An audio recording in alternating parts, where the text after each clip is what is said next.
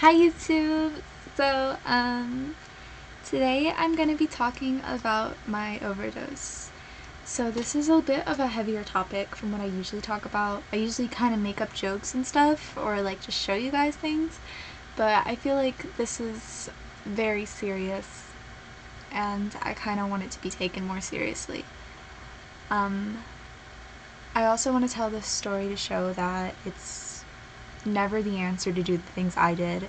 I regret everything I did very, very much. If I could go back and not do it, I would. Trust me. So yeah, I've just been feeling really depressed lately and I really want to bring this up. So here we go.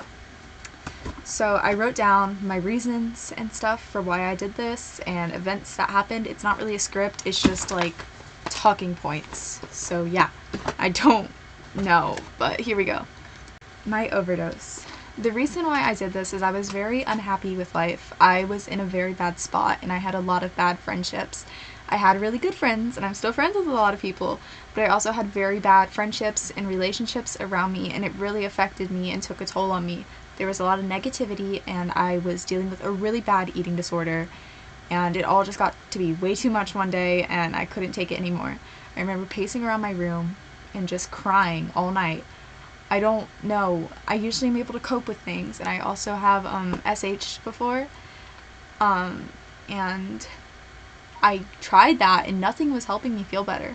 Like, I can usually talk to someone, and the person I talked to, I just don't think they understood what I was going through, and they took me very seriously. So, yeah. I had really bad PTSD too at the time, and I still do have it really badly, but that night was really miserable with it. So that's also why. And so I took a bottle of my antidepressants, a bottle of my sleeping medication, and just like little random things around my room, and I put it all in my mouth and I swallowed it. And I sat there for about like 20 minutes, and then I started feeling really sick. Like really sick, and I realized that I didn't really want to die, and I didn't want to die so early. There's a lot of things I want to do in my life, and I've gotten to experience so little of that.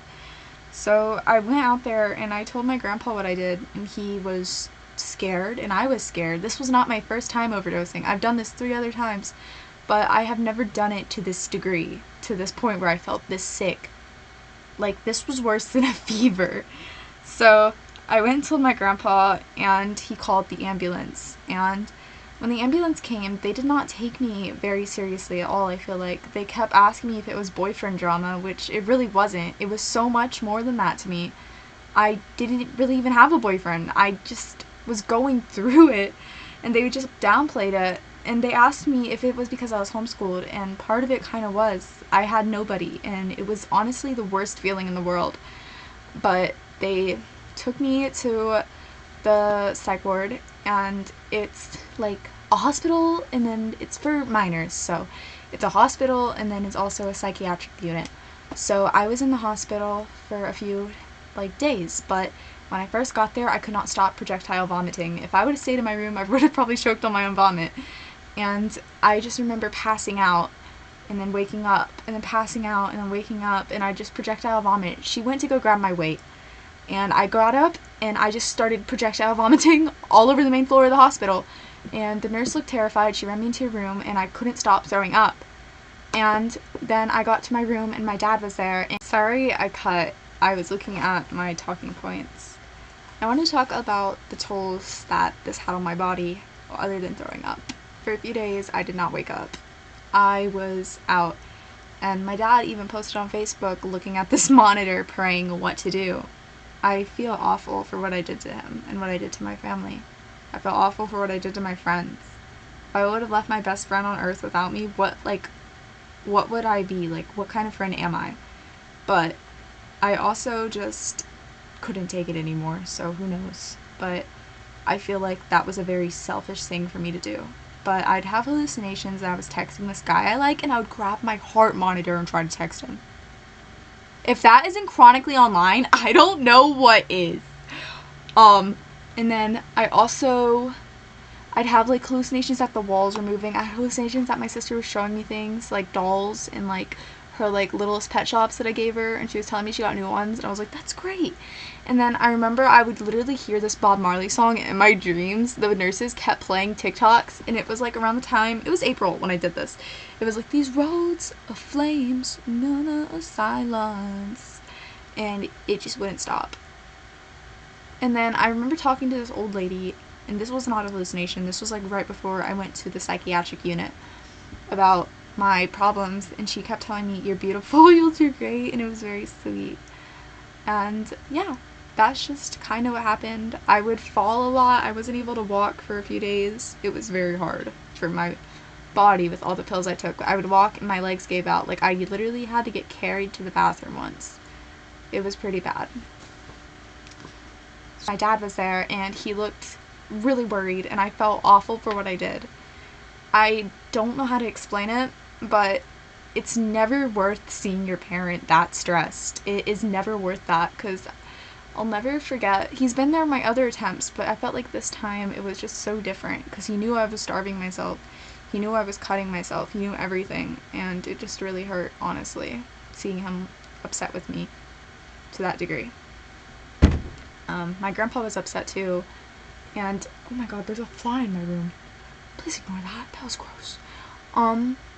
But it was also Easter weekend, and I knew my family wouldn't be able to see me on Easter, which kind of hurt as well. In the psych ward, I was with a lot of other patients, and it was okay. I don't really want to share too much about the patients, because that's their own story, and I just want to share about me. I don't know, but I just remember they were like, hey, you lost a lot of weight, and I just didn't really know how to feel.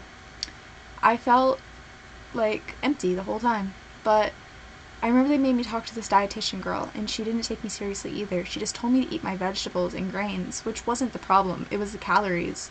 I could not stop counting calories for the life of me.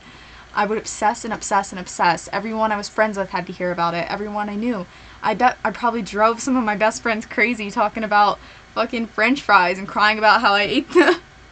But in the hospital, when you have an eating disorder, and it's not an eating disorder hospital, you get treated pretty differently. They would lock my bathrooms. I'd have to tell them to pee, and sometimes I'd even have to pee in front of people. They would tape up my mirror so I couldn't see my body, and I couldn't see the weight gain, and I wouldn't go crazy, and I wouldn't even if I could, but they were really scared of me throwing up my food and stuff. It felt like my eating disorder was a bigger problem than the suicide attempt myself. So yeah. It's going to be a big part of my life for a while. I refuse to go to eating disorder recovery because I really don't think I'm ready. So yeah. And I wanted to talk about things I'm grateful I lived for. I'm grateful I lived to see my sister age. I'm grateful I lived to see my dad get 3 years sober. I'm thankful I lived just to be there for everything in my family. I'm grateful I lived to meet my dad's girlfriend. I'm grateful I'm going to live to see my new baby sister. I'm grateful I lived just for so much, for meeting so many amazing people, like this last 2 months. Like, so many of you guys are so sweet to me, and it means the world. Like a year ago, or around the time I did that, I would not be able to fathom people like me this much in my videos. It means the world. Seriously. I know it probably doesn't mean much to you, but it means everything to me. I'm grateful to meet such amazing people.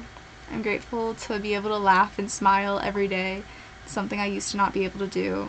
I'm grateful just to be so surrounded with love and positivity. At the end of the day, if you're in a toxic relationship or anything, you should really get out, because no matter what, it's never going to end good. And even if it does end good, you can never fix what was already broken. It's like trying to take like a glass cup and tape it together. It's not going to fix. They don't want to change usually, especially if it's just a really bad power dynamic. So that's what I have to say. Goodbye.